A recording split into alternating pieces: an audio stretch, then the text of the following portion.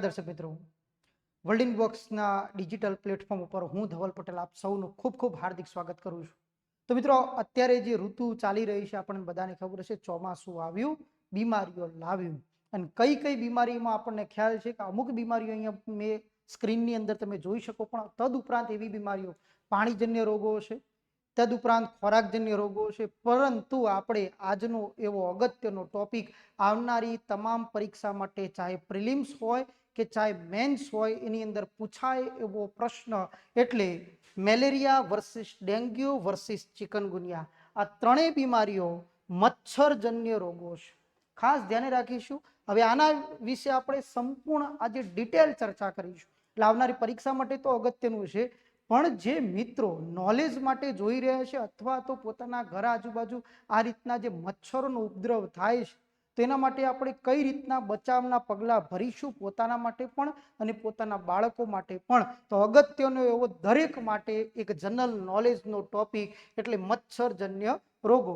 જે વિદ્યાર્થી મિત્રો મેન્સની તૈયારી કરે કે પ્રિલિમની, ગવર્મેન્ટની કોઈ પણ તૈયારી કરે છે, આવનારી પરીક્ષા માટે ફરી કહું છું, અતિ મહત્વનો મુદ્દો ધ્યાને રાખજો મિત્રો. કેમ છે તો આપણે પ્રશ્ન આની ચર્ચા કરીએ ને ત્યારે ઓલરેડી સમજાઈ જશે કે આ મુદ્દો આવનારી પરીક્ષા માટે કેમ મહત્વનો છે. તો વધારે વાર ના કરતા આપણે મુદ્દાની શરૂઆત કરીએ.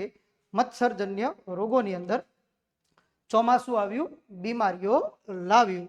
તો એની અંદર વિશ્વનું સૌથી ઘાતક પ્રાણી, વર્લ્ડ મોસ્ટ ડેન્જરસ એનિમલ, બીબીસીના રિપોર્ટ મુજબ કે દર વર્ષે આ મચ્છરોના કારણે સૌથી વધુ મૃત્યુદર છે. કેટલો મૃત્યુદર છે એ પણ આપણે જોઈએ તો ખાસ ધ્યાન રાખીશું કે આ બહુ ડેન્જરસ એનિમલ છે.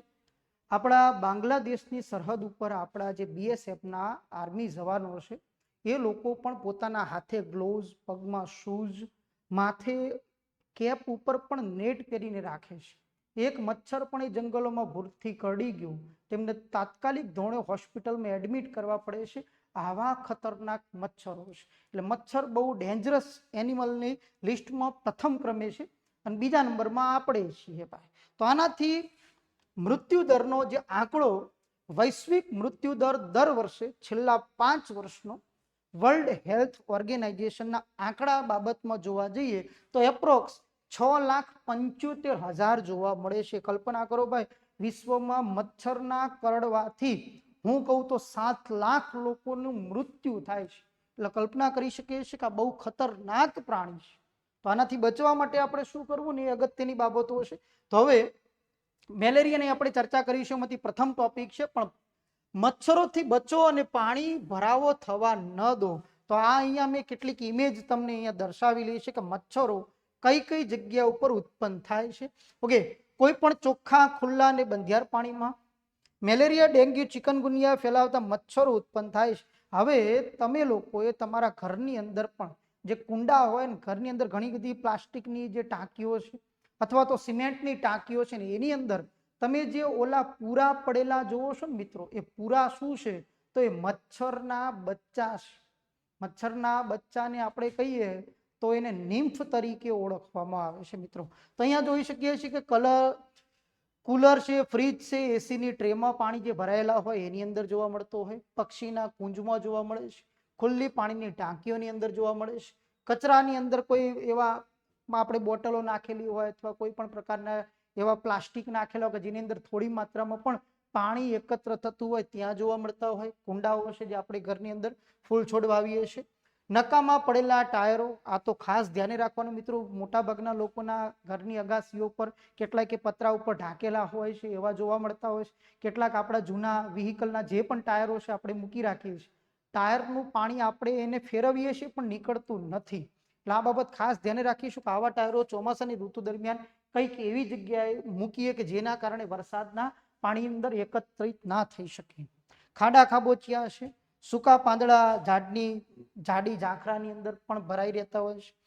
નાળિયેરની કાચલીઓ છે, બહુ અગત્યનો એક આ મુદ્દો છે કે ભાઈ આપણે જે નાળિયેર પીને ફેંકીએ છીએ તો વરસાદી પાણી એકત્ર થાય છે.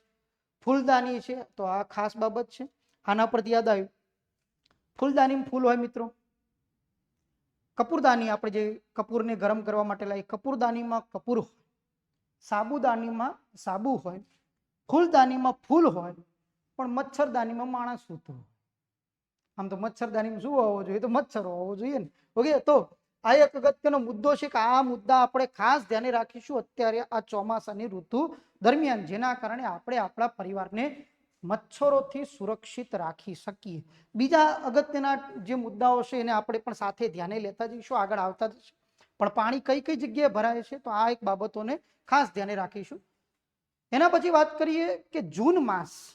જો ભાઈ, આ આરોગ્ય અને પરિવાર કલ્યાણ વિભાગ ગુજરાત રાજ્યની ઇમેજ છે. ઓકે, સાવચેતી જ સાચી સમજદારી છે કે જૂન માસ છે ને મેલેરિયા વિરોધી માસ તરીકે ઉજવાય છે.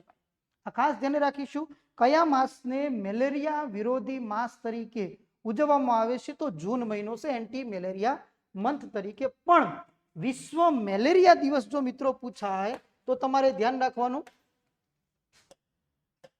વિશ્વ મેલેરિયા દિવસ તારીખ યાદ રાખીશું 25 એપ્રિલ. વિશ્વ મેલેરિયા દિવસની જો તારીખ છે તો 25 એપ્રિલ છે, પણ મેલેરિયા વિરોધી માસ તો ખાસ ધ્યાને રાખીશું જૂન મહિનો છે. હવે મેલેરિયાના અહીંયા લક્ષણો આપેલા છે કે ભાઈ મેલેરિયાના લક્ષણો કેવા જોવા મળે. ધ્રુજારી સાથે સખત તાવ અને ઠંડી લાગવી. ઉનાળો હોય મિત્રો, ઉનાળામાં પણ જો કોઈને મેલેરિયા થાય તો વ્યક્તિ ભર ઉનાળે પણ એને ગાડલા ઢાંકી દો ને તો ધ્રુજતો હોય એવી ઠંડી લાગે છે મેલેરિયામાં. માથું દુખવું એક કોમન સિમ્ટમ છે. શરીર દુખવું, કળતર થવી, કેટલીક અલગ કળતર અને બળતર જુદી પણ હોય છે. પછી આ ઉબકા ને ઉલટી થાય, તાવ ઉતરે, તાવ ખૂબ પરસેવો વળે છે, ચડ ઉતરનો તાવ. આની અંદર આજે તાવ આવે, કાલ ના પણ આવે, પાછો પરમ દિવસે તાવ જોવા મળતો હોય. આવા લક્ષણો કોનાની અંદર જોવા મળે છે? તો મેલેરિયાની બીમારીમાં જોવા મળે છે. આ તો એક જનરલ ઇન્ફોર્મેશન થઈ કે એના લક્ષણો. હવે મેલેરિયા થાય છે કેમ, શું છે એના સિમ્ટમ, શું છે એના માટેની કઈ દવાઓ છે, તમામ ચર્ચા કરીશું. આવનારી પરીક્ષા માટે સળગતો અને ભડકતો પ્રશ્ન. તો મેલેરિયાની શરૂઆત કરીએ તો મેલેરિયા માટે જવાબદારની જો વાત કરું મિત્રો તો એ છે પ્લાઝ્મોડિયમ.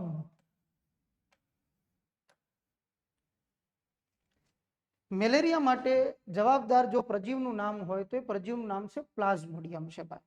હવે પ્લાઝ્મોડિયમ નામના પ્રજીવના ટોટલ 5 પ્રકાર છે, ખાસ ધ્યાને રાખીશું. 5 પ્રકાર કયા કયા છે? તો એક છે વાઇવેક્સ, બીજો છે ફાલ્સીપેરમ, ત્રીજો છે મલેરી, 4 નંબરનો છે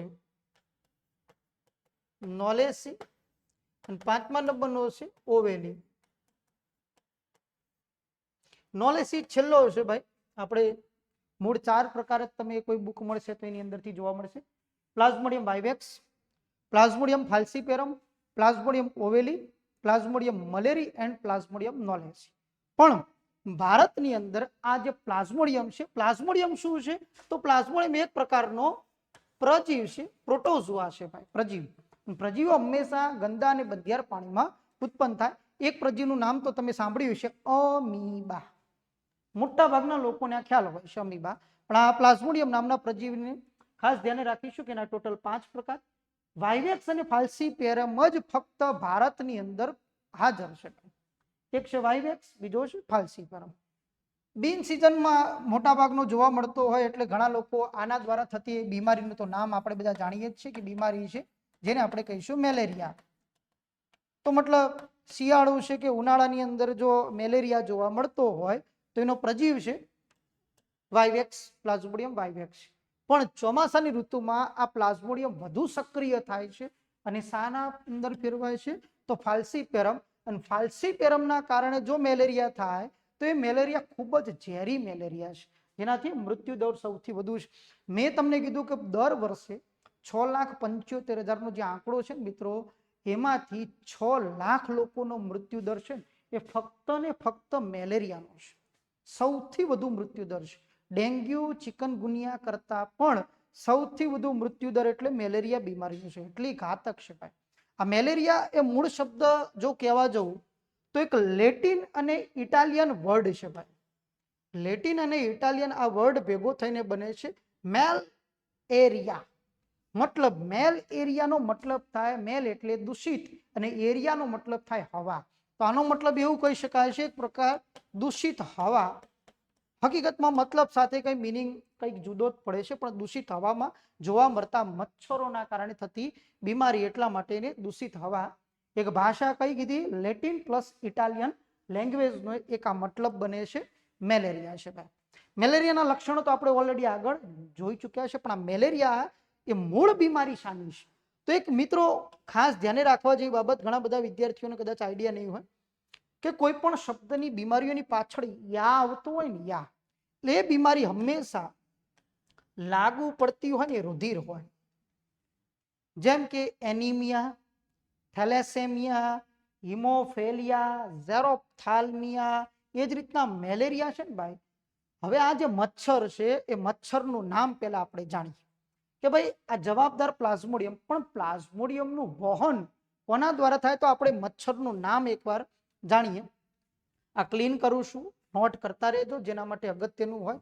તો મેલેરિયા માટે જવાબદાર મચ્છરનું નામ છે, ને મચ્છરનું નામ છે માદા એનોફિલિસ. બહુ બધી વખત આ પ્રશ્ન પૂછાયો છે ભાઈ, બહુ બધી વખત, છતાં પણ હજુ આવા પ્રશ્નો ફરીથી જોવા મળશે. આ માદા એનોફિલિસ મચ્છર ગંદા અને બંધિયાર પાણીમાં ઈંડા મૂકે. હંમેશા માદા મચ્છર જ લોહી પીવે, નર મચ્છર લોહી પીતા નથી. કેમ? તો બચ્ચાને મોટા કરવાની, એમને પોષણ આપવાની જવાબદારી કોની હોય? તો માદાની હોય છે. એટલા માટે જ માદા મચ્છર લોહી પીવે છે ભાઈ. ઓકે, તો એ સમય જ્યારે એના ઈંડા મૂકે છે, તો ઈંડા મૂકે છે તો એ સમય આવા ગંદા અને બંધિયાર પાણીમાં આ સૂક્ષ્મજીવ જોવા મળતો હોય. સૂક્ષ્મજીવ એટલે પ્લાઝ્મોડિયમ. તો પ્લાઝ્મોડિયમ એની ચાંચ મારફતે કોઈ તંદુરસ્ત વ્યક્તિને કરડે છે, અને એ કરડતા જ્યારે એનું લોહી પીવે અને આ પ્લાઝ્મોડિયમ એના બોડીમાં ઇન્સેક્ટ કરે છે. હવે આ પ્લાઝ્મોડિયમ શું કરશે? જે આરબીસી છે, રક્તકણ, આ રક્તકણને અંદર તોડીને ઘૂસી જશે અને ઘૂસીને પોતાનું ઘર બનાવે, જેને ગેમેટ્સ તરીકે ઓળખવામાં આવે. આ રક્તકણ ઘૂમતો ઘૂમતો પહોંચે છે ક્યાં? યકૃતમાં. ક્યાં પહોંચશે મિત્રો? યકૃતમાં. અને યકૃતનો જે સેલ છે, લીવર સેલ, એને યજમાન તરીકે સ્વીકારે છે, હોસ્ટ તરીકે સ્વીકારે છે ભાઈ. આપણને ખ્યાલ છે કે આપણે કોઈ જગ્યાએ મહેમાન ગતિ ગયા હોય મિત્રો, તો કોઈ આપણને યજમાન તરીકે બોલાવે તો આપણે એના ઘરે જઈ શકીએ. તો એનો મતલબ છે કે મેલેરિયામાં પ્લાઝ્મોડિયમની જે લાઈફ સાયકલ છે, એ લાઈફ સાયકલને ગ્રો કરવા માટે કયો કોષ જવાબદાર છે? તો લીવર સેલ જવાબદાર છે. એટલે જ બીમારી અલગ અલગ અંગની જોવા મળે છે. તો મતલબ આ આરબીસી યકૃતમાં જશે ને યકૃત સેલની અંદર આ પ્લાઝ્મોડિયમ યકૃત સેલમાં જતો રહે અને ત્યાંથી હવે પોતે હોસ્ટ તરીકે સ્વીકારેલો છે. એટલે એને જે એની પોતાની લાઈફ સાયકલનું પ્રોટીન છે, યકૃતમાંથી એનો ખોરાક મળે છે અને પોતાનો ગ્રોથ કરવાની શરૂઆત કરે છે. અને એટલા જ માટે મેલેરિયાની બીમારીમાં આવું સાંભળ્યું હોય કે યકૃત અને બરોળ મોટા થઈ જાય. કઈ બીમારીમાં યકૃત અને બરોળ મોટા થાય છે? તો મેલેરિયાની બીમારીમાં. મતલબ લીવર ઉપર સોજો આવો ને બરોળ, બરોળ એટલે સ્પ્લીન કહેવાય. હવે મોટા ભાગના વર્ગને બરોળ ખ્યાલ હોતો નથી મિત્રો. બરોળ છે ને આપણા શરીરનું એક સ્મશાન ગૃહ છે. કેમ સ્મશાન ગૃહ? તો આરબીસી આટલો રક્તકણ હોય, શ્વેતકણ હોય કે ત્રાકકણ, પણ એમાં રક્તકણ અને ત્રાકકણ શરીરમાં ભ્રમણ તો કરે છે, પણ ભ્રમણ કર્યા પછી એની એજ પૂરી થઈ જાય તેનું મૃત્યુ પામવા માટે એક અંગ છે ને અંગનું નામ છે બરોળ. બરોળ છે આપણું જે જઠર છે, જઠરની પાછળ સ્વાદુપિંડ છે અને સ્વાદુપિંડની ડાબી બાજુએ કિડની જેવું આવેલું એક અંગ, જેને કહેવાય બરોળ તરીકે. રક્તકણ જો રુધિરમાં જ મૃત્યુ પામે તો નવા રક્તકણનું સ્થાન રોકે મિત્રો. નવા રક્તકણનું સ્થાન રોકી દે છે મૃત પામેલ રક્તકણ. આને તો આપણે બ્લડ કેન્સર કહીશું, મતલબ રુધિરનું કેન્સર તરીકે ઓળખીએ. તો હવે તમને સમજાતું ભાઈ યકૃત ઉપર કેમ સોજો આવે છે? કારણ કે આના પાછળ પ્લેટલેટ્સ કામ કરતા હોય એટલે બરોડ ઉપર પણ સોજો આવે છે, લીવર ઉપર. તો કેમ યજમાન તરીકે સ્વીકારો? તો આ બધી થોડી બાબતોને આપણે ધ્યાને રાખીશું મિત્રો. તો મચ્છરનું નામ હતું માદા એનોફિલિસ. મૂળ જવાબદાર પ્લાઝ્મોડિયમ છે. પ્લાઝ્મોડિયમના આપણે 5 પ્રકાર જોયા હતા: વાઇવેક્સ, ફાલ્સીપેરમ, ઓવેલી, મલેરી અને નોલેસી. ભારતની અંદર ફક્ત 2 જોવા મળે. કયા જોવા મળે? તો ફરીથી બોલું છું, વાઇવેક્સ અને ફાલ્સીપેર. હવે આના માટે દવાઓ કઈ કઈ વાપરીએ? તો મેલેરિયા માટેની જે દવા છે, પહેલી દવા જેનું નામ છે પીમાક્વિન, બીજી દવા જેનું નામ છે ક્લોરોક્વિન, અને ત્રીજી દવા જેનું નામ છે ક્વિનાઇન. ક્વિનાઇન નામની જે દવા છે એ ખાસ ધ્યાને રાખીશું મિત્રો, એ સિંકોના વૃક્ષમાંથી બને છે. જીપીએસસી આની સાથે કોલેબોરેટ કર્યું લાગે છે. 2 વખત પ્રશ્ન આ પૂછાઈ ચૂક્યો છે. તો જો જેની અંદર ક્વીન જોવા મળતી હોય આ દવાઓ છે મેલેરિયા માટેની દવાઓ છે મિત્રો. તદુપરાંત એક દવા બીજું નામ પણ દઉં છું, ડાયહાઇડ્રો આર્ટેમોસેનિન. આ દવા ચીનના એક લેડી વૈજ્ઞાનિક જેમનું નામ હતું તુ યુયુ આમને બનાવેલી છે, અને ચીનની પ્રથમ મહિલા કે જેમને 2015માં નોબેલ પારિતોષિક મળેલું છે આ દવા માટે થઈને, ડાયહાઇડ્રો આર્ટેમોસેનિન. પણ WHO માં મેલેરિયા માટેની કઈ રસી રજીસ્ટર્ડ થઈ છે સૌ પ્રથમ, અને એ રસીનું નામ છે RTS, જેનું બીજું નામ લખવું તો બીજું નામ છે મોસ્ક્યુરિક્સ. WHO માં પેટર્ન રજીસ્ટર્ડ થયેલ સૌ પ્રથમ એકમાત્ર રસી જેનું નામ છે RTS, બીજું નામ છે મોસ્ક્યુરિક્સ તરીકે ઓળખવામાં આવે છે. જનરલી આ બધી બીમારીઓના લક્ષણ 3 થી 7 દિવસ જોવા મળતા હોય. મેલેરિયા માટેના જે સંપૂર્ણ લક્ષણ બોડી ઉપર જે નીકળી આવે છે એ ટોટલ 14 દિવસે જોવા મળતા હોય. લક્ષણો તો ઓલરેડી આપણે જોઈ ચૂક્યા. વિશ્વ મેલેરિયા દિવસની પણ હું તમને વાત કરી ચૂક્યો. તો આ હતી મેલેરિયા અંતર્ગત અગત્યની બાબતો. તદુપરાંત આપણે હજુ પણ પોસ્ટર આધારિત બાબતોની ચર્ચા કરવાની છે મિત્રો. હવે મેલેરિયા અહીંયા પૂરો થયો અને હવે બીજો એક મહિનો અગત્યનો આવ્યો, અને એ મહિનો છે જુલાઈ મહિનો, કે જેને ગુજરાત સરકારે ડેન્ગ્યુ વિરોધી માસ જાહેર કરેલો છે. એડિસ ઇજિપ્તી પ્રકારના જે ચેપી માદા મચ્છર અહીંયા લખેલું છે ભાઈ, જો કે એડિસ ઇજિપ્તી, ઓલામાં આપણે મચ્છર નહોતો લખ્યો પણ અહીંયા તો એક સ્પષ્ટતા કરેલી છે કે કયા મચ્છરના કારણે જોવા મળે છે. તો મચ્છરનું નામ છે એડિસ ઇજિપ્તી મચ્છર, જેના કારણે આ ડેન્ગ્યુ થાય છે. ઓકે, ડેન્ગ્યુના મચ્છર છે એ દિવસે જ કરડતા મચ્છર છે ભાઈ, કારણ કે ડેન્ગ્યુનો મચ્છર વધારે ઊંચે ઉડી શકતો નથી, એટલા માટે દિવસે. મેલેરિયાનો મચ્છર ગમે ત્યારે કરડે. મેલેરિયા મચ્છરનું કામ કોના જેવું? GTU જેવું. કેમ GTU જેવું? તો આપણને કઈ ગુજરાત ટેકનોલોજીકલ યુનિવર્સિટી, જેમાં હું પોતે પણ ભણેલો, GTU ગમે તે ઉડે, ગમે તેમાં ઉડે અને ગમે ત્યારે ઉડે, એનું કઈ નક્કી જ નહીં. એટલે મેલેરિયા મચ્છરનું એવું શરીરના કોઈ પણ ભાગે કરડી શકે, રાત્રે કરડે, દિવસે કરડે, ગમે તે જગ્યાએથી કરડે. પણ ડેન્ગ્યુનો મચ્છર છે દિવસ દરમિયાન જ કરડે છે. મેલેરિયાનો મચ્છર હતો એ ગંદા અને બંધિયાર પાણીમાં ઈંડા મૂકતો, જ્યારે ડેન્ગ્યુનો મચ્છર છે લખેલું છે કે 1 ચમચી જેટલા સંગ્રહ થયેલા સ્વચ્છ પાણીમાં પણ ઈંડા મૂકી શકે છે. તો 2 મચ્છર વચ્ચેનો મુખ્ય ભેદભાવ કે એડિસ પ્રજાતિનો મચ્છર છે હંમેશા સ્વચ્છ પાણીમાં ઈંડા મૂકે છે. મેલેરિયાનો જે મચ્છર છે માદા એનોફિલિસ એ હંમેશા ગંદા અને બંધિયાર પાણીમાં ઈંડા મૂકે છે. ઓકે, ક્યાં ક્યાં? તો ઘર, કાર્યસ્થળ તેમજ આસપાસ ધાબા પર સંગ્રહિત કરેલા ચોખ્ખા અને બંધિયાર પાણીમાં ડેન્ગ્યુના મચ્છર પેદા થાય છે. એટલે આ બાબત ખાસ ધ્યાને રાખીશું કે ભાઈ ચોખ્ખા પાણી ભરાયેલા હોય એની અંદર આ મચ્છર ઉત્પન્ન થાય છે. એના લક્ષણ લખેલા છે કે અચાનક ખૂબ તાવ આવવો, 3 થી 7 દિવસ સુધી આ તાવ રહે છે. આંખના ડોળાની પાછળ દુખાવો થવો, તેમજ કપાળમાં સતત હેડેક થવું છે. તાવ, ઉલટી, ઉબકા, ભૂખ ના લાગવી આવા લક્ષણો આની અંદર જોવા મળે. સાદા તેમજ સ્નાયુનો દુખાવો થાય છે. સાદા સ્નાયુનો દુખાવો એટલે મિત્રો કેવો? આને બીજી રીતના કહું તો આને કહેવાય બ્રેક બોન ફીવર. બ્રેક બોન ફીવર એટલે મિત્ર સમજાય છે ને, હાડકા તૂટતા હોય ને એવો અતિશય દુખાવો કોની અંદર જોવા મળે? તો ડેન્ગ્યુની અંદર જોવા મળે છે. ઓકે, ક્યારેક હાથ અને ચહેરા પર ઓરી જેવા દાણા દેખાય છે, તો મતલબ ઓરી જે નીકળ્યા હોય, રેસિસ, રેડ કલરના દાણા જોવા મળે છે. આ લક્ષણ જોવા મળતા નજીકની સરકારી દવાખાનાનો સંપર્ક કરવો. મિત્રો, તો એની પાછળનું કારણ છે કે ડેન્ગ્યુ માટે આપણે ઔપચારિક ટ્રીટમેન્ટ કરી શકીએ છીએ, પણ ડેન્ગ્યુની પર્ટિક્યુલર હજુ સુધી કોઈ વેક્સિન પ્રેઝન્ટ નથી. આ ખાસ બાબત છે. પણ આપણે ઔપચારિક ટ્રીટમેન્ટ ઘરે કરીએ છીએ, એમાં આપણને ખ્યાલ જ છે પપૈયાના પાંદડાનો આપણે ઉપયોગ કરીએ છીએ આની અંદર. હવે આ જે ડેન્ગ્યુ શબ્દ છે ભાઈ, એ એક સ્પેનિશ વર્ડ છે. સ્પેનિશ શબ્દમાંથી આ બનેલો એક શબ્દ છે, ડેન્ગી માંથી એક આ શબ્દ બનેલો છે. હવે વાત કરીએ મૂળ ડેન્ગ્યુમાંથી પૂછાય એવા અગત્યના સવાલો. ઓકે, બ્રેકબોર્ન ફીવર તરીકે ઓળખવામાં આવે. મચ્છરનું નામ તો ઓલરેડી અહીંયા લખેલું જ છે, એડિસ ઇજિપ્તી મચ્છર છે ભાઈ. ઓકે, બીજું આને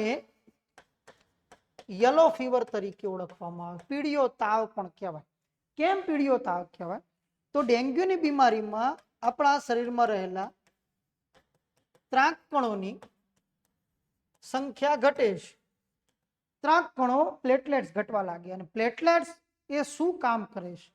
તો પ્લેટલેટ્સ એ આપણા બોડીમાં રહેલા છિદ્રોમાંથી રુધિરને બહાર નીકળવાનું અટકાવે છે. તો વિચાર કરો, મતલબ ત્રાક કણોની સંખ્યા જો ઘટી જાય તો શું થાય? જો ત્રાક કણોની સંખ્યામાં વધારે પડતો ઘટાડો થઈ ગયો તો આપણને ખ્યાલ છે ઘણા લોકોને નસકોરી ફૂટતી હોય વારંવાર, ગરમીના કારણે બનતી સ્થિતિ છે. પણ ત્રાક કણોની સંખ્યામાં ઘટાડો થાય એટલે નાકમાંથી અને મોઢામાંથી બ્લીડિંગ થવાની શરૂઆત થાય છે. અને આ વધારે પડતા બ્લીડિંગના કારણે ડેન્ગ્યુમાં કોઈ પણ જે દર્દીઓ છે એ દર્દીનો મૃત્યુ દર વધારે પડતો જોવા મળતો હોય છે. હા, પણ ડેન્ગ્યુનો મૃત્યુ દર મેલેરિયાની સાપેક્ષે ખૂબ જ ઓછો છે. પણ ખાસ ધ્યાન રાખીશું કે આ ત્રાક કણો છે ને મિત્રો, એ પીળો રંગ હોય, યલો રંગ. એટલા માટે એને યલો મોસ્કીટો કહીએ અથવા તો યલો ફીવર કહીએ. તો હવે તમને આઈડિયા આવતો કે આના માટે કેમ શબ્દ યલો વપરાય છે? કારણ કે ત્રાક કણો પીળા રંગના છે ને એના ઉપર અસર કરે છે. ખૂબ માત્રા ઘટી જાય તો આપણા શરીરના છિદ્રોમાંથી બ્લડ નીકળવાની શરૂઆત થઈ જાય એટલે વ્યક્તિને અલગથી પ્લેટલેટ્સ પાછા ચડાવવા પડે. જો કંટ્રોલમાં આવી જાય તો ઠીક છે, નહીતર વ્યક્તિનું ડેન્ગ્યુના કારણે મૃત્યુ થાય છે. હવે આના માટે કયા કયા ટેસ્ટ? તો પહેલી વસ્તુ છે કે જો મેલેરિયા માટે તમે ડોક્ટર જોડે જાઓ છો અને બીમાર પડ્યા હો એટલે ડોક્ટર તમને કહે છે ભાઈ કે ટેસ્ટ કરાવતા હો. તાવ આવતો હોય કે ભાઈ આ તાવ આવે છે, ઉતરી જાય છે, તો ડોક્ટર કહે છે ભાઈ સીબીસી કરાવતા હો. સીબીસી કરાવવા માટે આપણે પેથોલોજી લેબોરેટરીમાં જઈએ છીએ. સીબીસીનો મતલબ થાય કમ્પ્લીટ બ્લડ કાઉન્ટ. અને એની સાથે સાથે બીજો એક પણ રિપોર્ટ થાય છે, એમાં લખેલું છે મેલેરિયા પેરાસાઇટ. આવો એક રિપોર્ટ જોવા મળે છે. જો એની અંદર નોન પ્રેઝન્ટ આવે તો એનો મતલબ મેલેરિયા નથી. હવે ડેન્ગ્યુ માટે કયા કયા ટેસ્ટ કરી શકીએ? તો ડેન્ગ્યુ માટેનો જે ટેસ્ટ છે આઈજીએમ NS1. હવે આને પહેલા સમજીએ. પહેલા ડોક્ટર સીબીસી કરાવે. સીબીસી કરતા ખ્યાલ આવે કે વ્યક્તિના ત્રાક કણોની સંખ્યા 1.5 લાખથી ઓછી જોવા મળે છે. દેશી ભાષામાં આવા બધા શબ્દો તમે સાંભળ્યા, કાઉન્ટ શબ્દ બોલતા હોય ઘણા. કાઉન્ટ વધી ગયા, ઘટી ગયા. આ કાઉન્ટ એટલે ત્રાક કણો. એના માટે સૌ પ્રથમ ટેસ્ટ સીબીસી થાય. સીબીસી આધારિત આરબીસી એટલે રેડ બ્લડ સેલ, WBC અને પ્લેટલેટ્સની સંખ્યા નક્કી થાય છે ભાઈ. અને એ નક્કી થતા સૌ પ્રથમ રિપોર્ટ ડોક્ટર કહેશે NS1 અને આઈજીએમ, નોન સ્ટ્રક્ચર 1 એન્ડ ઇમ્યુનોગ્લોબિન M. આ એક એન્ટીજન ટેસ્ટ છે, આ એન્ટીબોડી ટેસ્ટ છે. મતલબ જ્યારે કોઈ બીમારી લાગુ પડે છે એટલે આપણા રુધિર રસની અંદર ઇમ્યુનોગ્લોબિનની અલગ અલગ પ્રકારની એન્ટીબોડીના ટાઈપ્સ હોય અને જે પ્રાઇમરી ધોરણે બનતી એન્ટીબોડી એટલે IgM આ એન્ટીબોડી બને છે ભાઈ. જો આ બંનેમાંથી કોઈ પણ એક પ્રકારની પ્રેઝન્ટ આવે છે, પણ અહીંયા લખેલું છે કે 3 થી 7 દિવસ સુધી તાવ રહે છે. માન લો કે આજે ડેન્ગ્યુ લાગુ પડે ને આજના જ રિપોર્ટ કરાવતા ડેન્ગ્યુ પકડાતા નથી. એના માટે 2-3 દિવસ વેઇટ કરવો પડે છે. પછી રિપોર્ટ કરતા આ NS1 અને આઈજીએમ. હજુ કોઈ એમ કહેતું હોય કે ભાઈ RT-PCR રિપોર્ટ તો ફક્ત કોરોના માટે. મિત્રો, RT-PCR રિપોર્ટ એ વાયરસ માટેનો સૌથી એક અગત્યનો રિપોર્ટ છે, જેનું ફૂલ ફોર્મ થાય reverse transcript polymerise chain reaction. કોઈ પણ પ્રકારના વાયરસ પકડવા માટે RT-PCR ટેસ્ટ કરાવી શકાય છે. તો હવે મગજમાંથી એવી ગ્રંથિ કાઢી નાખજો કે ભાઈ RT-PCR એટલે કોરોના માટેનો ટેસ્ટ છે. બિલકુલ ખોટી વાત છે. વાયરલ ટેસ્ટ, કોઈ પણ વાયરલ ટેસ્ટ માટે RT-PCR ટેસ્ટ આપણે કરાવી શકીએ છીએ. Reverse transcript polymerise chain reaction. બીજો કયો ટેસ્ટ આના માટે કરાવી શકીએ? તો બીજો ટેસ્ટ છે એલિઝા. હવે ઘણા નેમ પર થતું સાહેબ એલિઝા કઈ રીતના થાય? તો એલિઝા ટેસ્ટ ફક્ત ઘણાને એમ છે કે એલિઝા ટેસ્ટ તો સાહેબ ફક્ત HIV માટે જ હોય છે. નહીં મિત્રો, એલિઝા ટેસ્ટ ડેન્ગ્યુનો પણ થાય છે.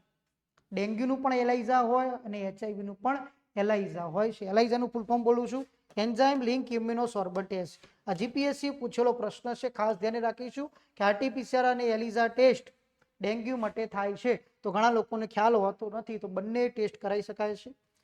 આ શરૂઆતના ધોરણે જો પકડી જાય છે, મતલબ આ કોઈ પણ એક પ્રેઝન્ટ આવે છે, તો મતલબ ડેન્ગ્યુ છે. હવે આ ડેન્ગ્યુનો ફેલાવો મચ્છરે કર્યો, આ બધી ચર્ચા કરી ચૂક્યા, ટેસ્ટની પણ ચર્ચા કરી ચૂક્યા, પણ મૂળ ચર્ચા હવે કરીએ છીએ. ડેન્ગ્યુ માટે જવાબદાર મચ્છર, પણ આ મચ્છર કયા વાયરલના કારણે આ બીમારી જોવા મળે છે? તો વાયરસનું નામ છે અર્બો. અર્બોનું જે કુળ કહું તો કુળનું નામ છે ફ્લાવી. ડેન્ગ્યુ માટે જવાબદાર વાયરસ કયો? તો અર્બો વાયરસ અથવા તો ફ્લાવી વાયરસ. ફાલવી નહીં પણ ફ્લાવી વાયરસ છે જે ડેન્ગ્યુ માટે જવાબદાર કુળનો છે મિત્રો, અને એની પ્રજાતિનો વાયરસ છે અર્બો વાયરસ તરીકે ઓળખવામાં આવે છે. તો આ ચર્ચા કરી આપણે ડેન્ગ્યુ વિશે ચર્ચા કરી. ખૂબ જ અગત્યની ચર્ચાઓ છે આ બધી, કે જે તમે મેન્સની અંદર આવા બધા ટોપિક કે તમને પૂછી દે ભાઈ મચ્છરજન્ય કોઈ પણ 5 મચ્છરજન્ય રોગ વર્ણવો, તો તમારા જોડે મેલેરિયા છે, ડેન્ગ્યુ છે, આવી સરસ મજાની જો માહિતીઓનું કલેક્શન હશે તો ડેફિનેટલી આની અંદર સારા એવા માર્ક્સ તમે મેળવી શકશો. અને આજકાલની તમામ એક્ઝામ સિવાય કે કોન્સ્ટેબલ, બાકી ગુજરાત ગવર્મેન્ટની તમામ એક્ઝામમાં હવે પ્રિલિમ્સ પ્લસ મેન્સનો કોન્સેપ્ટ છે, તો તમારે તૈયારીઓ તો કરવી જ પડશે. હવે આ બેઝમાં અત્યારે બીમારીઓ ચાલી રહી છે, તો ડેફિનેટલી છે આના માટે સરકાર અગત્યના અલગ અલગ પગલાં રહી રહી છે. ગાંધીનગરમાં તો ઘેર ઘેર અથવા તો સોસાયટીની અંદર જઈને ધાબા આગાસીઓ ચેક કરવામાં આવે છે. મંદિરોમાં પણ મૂકવામાં આવતા માતાજીના ગરબા આ બધું ચેક કરવામાં આવે છે. નોટિસ આપવામાં આવે છે કે ભાઈ આ બધું ક્લિનિંગ હોવું જોઈએ, કારણ કે ચોમાસાની ઋતુ દરમિયાન આવા બધા મચ્છરો અહીંયાથી જ પેદા થાય છે. તો મતલબ આપણે એક ટાર્ગેટ આપેલો છે એ પ્રમાણે આ બધી બીમારીઓને આપણે ઘટાડી શકીએ, તો સરકારની એ જવાબદારી છે ભાઈ. ચલો આગળ વાત કરીએ. તો ડેન્ગ્યુ વિશે આપણે અહીંયા ચર્ચા પૂરી કરી. મચ્છરના કરડવાથી બચવા માટે કયા કયા પગલાં લઈ શકીએ? તો જંતુનાશક દવા યુક્ત મચ્છરદાનીનો ઉપયોગ કરીશું. મચ્છર અગરબત્તી તથા રિપેલેન્ટનો ઉપયોગ કરીશું. રિપેલેન્ટ એટલે આપણે જે મોસ્કીટો, જેને મોટાભાગના લોકો ઓલ આઉટ કહેતા હોય છે, એનો ઉપયોગ કરીશું આપણે. બારી બારણા મચ્છરની જાળી લગાવો, મતલબ અત્યારે આજકાલ જોવા મળે છે ભાઈ કે સંધ્યા ટાઈમે ભલે બારીઓ ખોલવામાં આવે પણ મચ્છર એન્ટર ના થઈ શકે. વહેલી સવારે ને સંધ્યાએ બારી બારણા 1 કલાક માટે બંધ રાખવા, મતલબ સંધ્યા ટાઈમે જ અથવા તો વહેલી સવારે આ મચ્છરો ઘરની અંદર પ્રવેશતા હોય છે. શરીર ઢંકાય તેવા આખી બાઈના કપડાં પહેરો. તો અત્યારે આપણે બાળકો માટે આ ખાસ કાળજી રાખીશું, કારણ કે એમની ઇમ્યુનિટી ખૂબ ઓછી હોવાના કારણે બાળકો માટે આપણે આખી બાઈના કપડાં પહેરાવવાનો પ્રયત્ન કરીશું. બીજું પણ ખાસ ધ્યાન રાખવાનું, સંધ્યા ટાઈમે બાગ બગીચામાં જવાનું ટાળવું જોઈએ મિત્રો, કારણ કે બાગ બગીચામાં આવા પાણી ભરાયેલા હોય છે એટલે મચ્છરનો ઉપદ્રવ જોવા મળતો હોય છે, તો આવી બધી બીમારીઓ જોવા મળતી હોય છે. મોટાભાગનો ડેન્ગ્યુનો મચ્છર છે આપણા હાથના ભાગે કરડતો જોવા મળે છે. ચલો આગળ ચર્ચા કરીએ. તો એના માટે કયા કયા આપણે આ પગલાં આ બીમારીઓ માટે લઈ શકીએ. હજુ આપણી એક બીમારી પેન્ડિંગ છે મિત્રો, અને એ બીમારી અહીંયા આપણે જોઈ લઈએ સાથે સાથે. બીમારીનું નામ છે, અલગથી અહીંયા હું ટોપિક લખું છું, ચિકનગુનિયા. ચાલો, ચિકનગુનિયા માટે જવાબદાર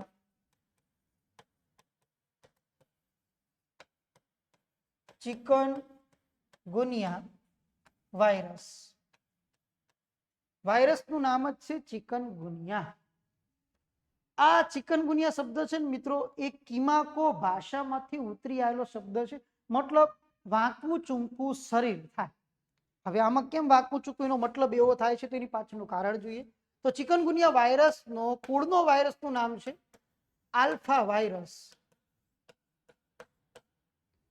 કુળનો વાયરસ કયો છે મિત્રો? તો આલ્ફા વાયરસ છે ના કુળનો વાયરસ. બીજું જવાબદાર મચ્છર કયો છે? તો ખાસ ધ્યાને રાખીશું, આમાં 2 મચ્છરના નામ છે, એક છે એડિસ ઇજિપ્તી અને બીજો છે એડિસ એલ્બોપિક્ટસ. આ બંને મચ્છરોના કારણે એક બીમારી થાય છે ચિકનગુનિયા. તમને ખ્યાલ ના તો મિત્રો કહ્યું 2006માં ભારતની અંદર આ પેન્ડેમિક જે ચિકનગુનિયાની આવી હતી, જેમાં 14 લાખ લોકોને ચિકનગુનિયાનો સામનો કરવો પડ્યો. તો 2006ની આપણી ભારતની આ પેન્ડેમિક છે ભાઈ. વિશ્વ લેવલે કોઈ બીમારીઓ છે, અલગ અલગ દેશોમાં આ બીમારીઓ વારાફરતી ભલે જોવા મળતી હોય, તો આ બીમારીને આપણે પેન્ડેમિક ડિસીઝ તરીકે ઓળખીશું. તો ભારતમાં આ બીમારીથી 14 લાખ લોકો સંક્રમિત થઈ ચૂકેલા છે. આ બીમારીમાં લક્ષણોનો તો આપણને ખ્યાલ જ છે ભાઈ. તાવ આવવો, માથું દુખાવું, શરીર ઉપર ઝીણી ઝીણી ફોલ્લીઓ નીકળી, આંખ રેડ થવી, પણ ખાસ ધ્યાન રાખીશું સાંધાઓ જકડાઈ જાય છે. એટલે ટેડું મેળું શરીર, તમને કીધું ને મિત્રો, સાંધાઓ એવા જકડાઈ જાય કે વ્યક્તિ અત્યારે માની લો કે જમવા બેઠો છે અને વ્યક્તિ ઊભો થવાનો પ્રયત્ન કરે તો પણ ઊભો ના થઈ શકે. ભલે ગમે એટલો રૂષ્ટપુષ્ટ વ્યક્તિ હતો, પણ આ બીમારી લાગુ પડવાના કારણે એ વ્યક્તિ ઊભો પણ થઈ શકતો નથી. આવી ભયંકર સ્થિતિ ચિકનગુનિયામાં જોવા મળે છે. તો મિત્રો આપણે ઓલરેડી એના સાવચેતીના પગલાં પણ જોયા, બીમારીઓના અલગ અલગ લક્ષણ પણ જોયા, અને સાથે સાથે એના અગત્યના ટેસ્ટ પણ જોયા. ચિકનગુનિયા માટે પણ આપણે કયો ટેસ્ટ કરાવી શકાય, તો ચિકનગુનિયા માટે પણ RT-PCR, NS1, IgM હમણાં આગળ લખેલા એ ટેસ્ટ આપણે ચિકનગુનિયા માટે કરાવી શકીએ છીએ. મેં કીધું વાયરલ ઇન્ફેક્શન માટે ખાસ ધ્યાન રાખીશું. RT-PCR ટેસ્ટ દરેક માટે એક વાયરલ ઇન્ફેક્શનનો કોમન ટેસ્ટ છે, પણ આ મોંઘો હોય, બીજા કરતાં કોસ્ટલી ટેસ્ટ છે, એટલે મોટાભાગના લોકો NS1, IgM ટેસ્ટ કરતા હોય છે. IgM એ પ્રાથમિક ધોરણે જે બનતી એન્ટીબોડી છે.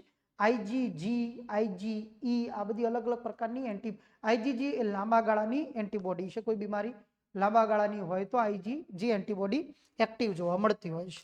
તો આથી 3 બીમારીઓ, મેલેરિયા, ડેન્ગ્યુ અને ચિકનગુનિયા, જેના મચ્છરો ટેસ્ટ સંપૂર્ણ માહિતી આપણે ચર્ચા કરી છે. આઈ હોપ આ વિડીયો તમારા માટે ખૂબ જ આવનારી પરીક્ષા માટે યુઝફુલ થશે અને થવો જ જોઈએ. તો ફરીથી આવા અગત્યના ટોપિક સાથે આપણે ફરી મળીએ. ત્યાં સુધી રજા લઈએ છીએ. જય હિન્દ, વંદે માતરમ.